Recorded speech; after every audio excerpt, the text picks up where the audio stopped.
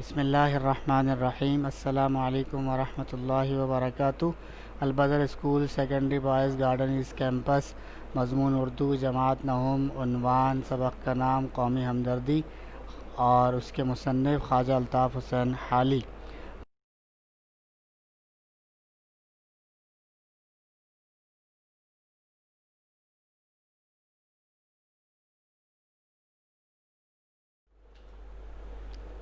جی اب چلتے ہیں حاصلات تعلم کی طرف۔ تو آج کے سبق کے حاصلات تعلم یہ ہیں: مشقی سوالات حل کر سکیں، جملہ اسمیہ اور جملہ فعلیہ کی نشاندہی کر سکیں، جملوں کی تشریح کر سکیں۔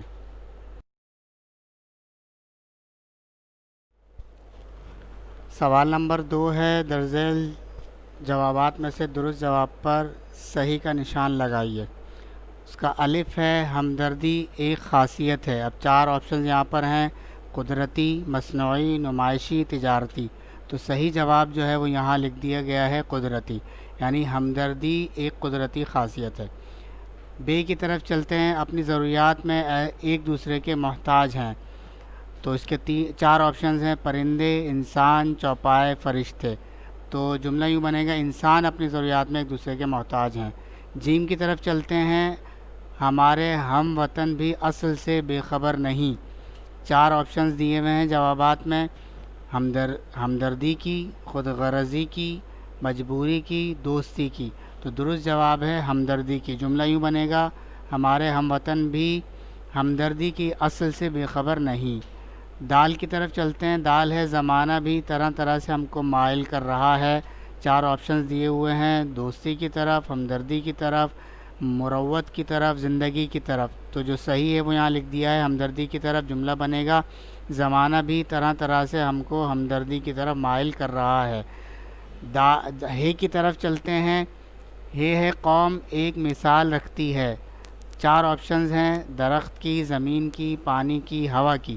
تو صحیح آپشن ہے درخت کی۔ جملہ یوں بنے گا، قوم ایک مثال رکھتی ہے درخت کی۔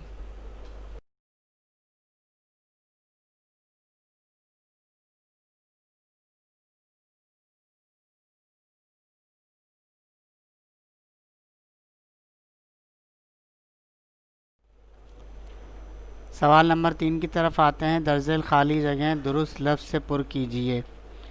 نمبر 1 ہے، جب تک درخت کی جڑ ہری ہے اس کی ڈیش اور پتے بھی ہرے ہیں۔ یہاں ٹہنیے کا لفظ آئے گا۔ نمبر 2، جو خوبیاں خداوند حیوانات کو عطا کی ہیں انسان ان کا ڈیش تر مستحق ہے، زیادہ تر آئے گا۔ نمبر 3 ہے، انسانوں میں ہمدردی نہ ہو تو یہ تمام کارخانہ ڈیش ہو جائے، درہم برہم آئے گا۔ نمبر 4، مذہب بھی ہم کو بہت زور سے ڈیش کی طرف کھینچتا ہے، ہمدردی لفظ آئے گا۔ نمبر 5، جب جڑ کو پانی نہ پہنچے گا ٹہنیاں اور پتے سب ڈیش ہو جائیں گے، یعنی سوکھ جائیں گے۔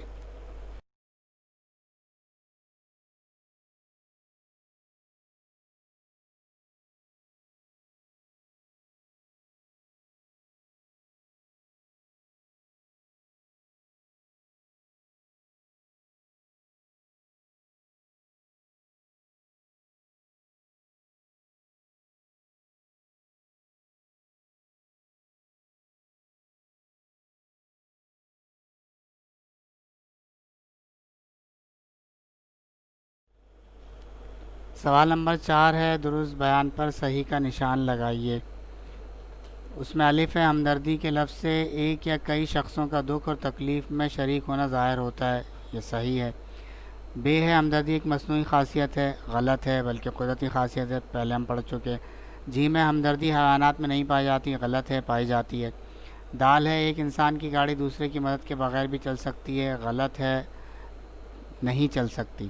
ہے، مشق اور تعلیم سے تمام قوم میں ہمدردی پھیل جاتی ہے، یہ درست ہے۔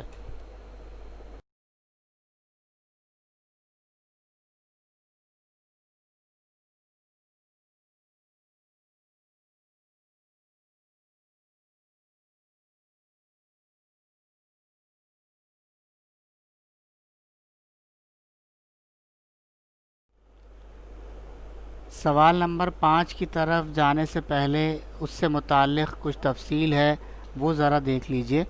آپ کتاب کی مشق دیکھیں تو صفحہ نمبر 28 کے آخر میں بالکل اسٹار بنا ہوا ہے، وہاں سے لے کر سوال نمبر 5 29 صفحہ نمبر 29 پہ جو لکھا ہوا ہے اس سے پہلے تک یہ ساری تفصیل ہے، گرامر سے متعلق ہے، قواعد سے متعلق، اس میں جملہ اسمیہ اور جملہ فعلیہ کے بارے میں بتایا گیا ہے، تو اس کو ذرا سا آسان کر کے اور ذرا اچھا کر کے ہم نے یہاں اس کو پیش کیا ہے۔ تو دیکھیے جملے کی دو اقسام ہیں، دو قسمیں ہیں، جملہ اسمیہ اور جملہ فعلیہ، ہر ایک کی تعریف آگے آ رہی ہے۔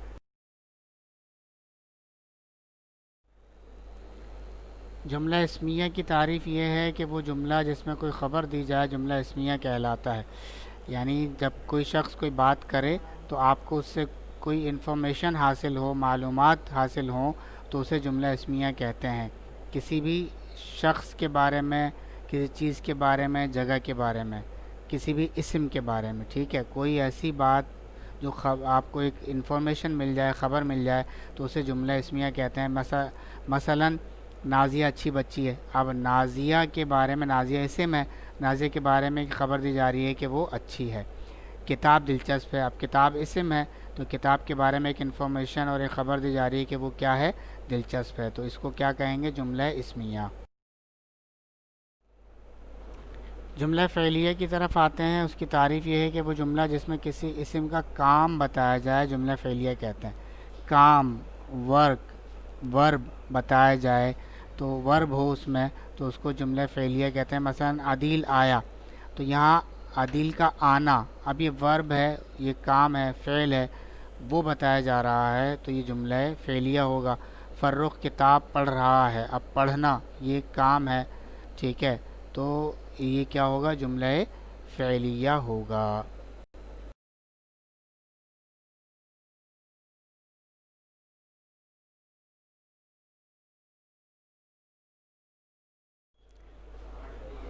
سوال نمبر 5 اب ہم کرنے جا رہے ہیں، تو اس سے پہلے آپ جو ہے سوال نمبر 5 سے پہلے کی جو تفصیل ہے، جو صفحہ نمبر 28 پر اسٹار بنا ہوا ہے وہاں سے شروع ہو رہی ہے، اور سوال نمبر 5 سے پہلے تک وہ ختم ہو رہی ہے، وہ آپ پہلے کاپی میں لکھیں گے، اس کے بعد سوال نمبر 5 لکھیں گے، پھر جوابات لکھیں گے۔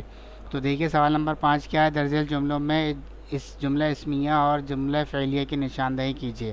اب یہاں پر انہوں نے 4 جملے دے رکھے ہیں، پہلا ہے راشد بیمار ہے، دوسرا افشاں مضمون لکھ رہی ہے، تیسرا ہم فٹ بال کھیل رہے ہیں، اور چوتھا ہے وہ مصروف ہے۔ تو اب آپ کو اس میں سے بتانا ہے کہ جملہ اسمیہ کون سا ہے، جملہ فعلیہ کون سا ہے۔ تو راشد بیمار ہے، اب یہاں پہ کوئی کام موجود نہیں ہے، لہٰذا یہ جملہ اسمیہ ہے۔ اچھا، وجہ کیا ہے جی، خبر دی جا رہی ہے کہ راشد بیمار ہے، ظاہر ہے پہلے آپ کے سامنے تعریف آ چکی کہ جس جملے سے آپ کو کوئی انفارمیشن مل جائے، کوئی خبر مل جائے تو وہ جملہ اسمیہ ہوتا ہے، اور اس میں فعل بھی نہیں ہے تو اور بات مضبوط ہو گئی، پکی ہو گئی کہ یہ کیا ہے بھائی، جملہ خبریہ ہی ہے۔ اچھا، افشاں مضمون لکھ رہی ہے، اب اس میں دیکھیے 2 باتوں پہ غور کیجیے، اسم تو ضرور ہے، اسم ہے یہاں پر، اور افشاں، اور اس میں جو ہے نا کوئی خبر بھی دی جا رہی ہے، انفارمیشن حاصل ہو رہی ہے کہ وہ مضمون لکھے، لیکن اس میں فعل موجود ہے، تو اس فعل موجود ہونے کی وجہ سے ہم اسے جملہ فعلیہ کہیں گے، جملہ اسمیہ نہیں کہیں گے، لکھنا ایک کام ہے جو اس جملے بتایا جا رہا ہے۔ تیسرا ہے ہم فٹ بال کھیل رہے ہیں، تو یہاں پر ہم، اس میں ضمیر ہے، اسم ہے، لیکن چونکہ یہاں پہ فعل موجود ہے اس وجہ سے ہم اسے جملہ فعلیہ کہیں گے۔ وہ مصروف ہے، اب یہاں پر فعل نہیں ہے، اور وہ اس میں ضمیر بھی موجود ہے اور انفارمیشن بھی ہے کہ بھئی اس کی مصروفیت کے بارے میں خبر دی جا رہی ہے، تو یہ جملہ کیا ہو جائے گا، خبریہ اسمیہ ہو جائے گا، مصروفیت کی خبر دی جا رہی ہے اس میں، اس وجہ سے۔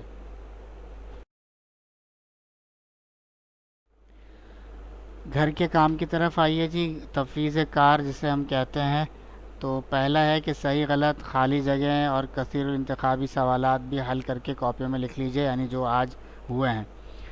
جملہ اسمیہ اور جملہ فعلیہ سے متعلق مشق میں دی گئی تفصیل پہلے لکھنے کے بعد اس کا سوال و جواب یعنی 5 نمبر، سوال نمبر 5 کاپیوں میں لکھ لیجئے۔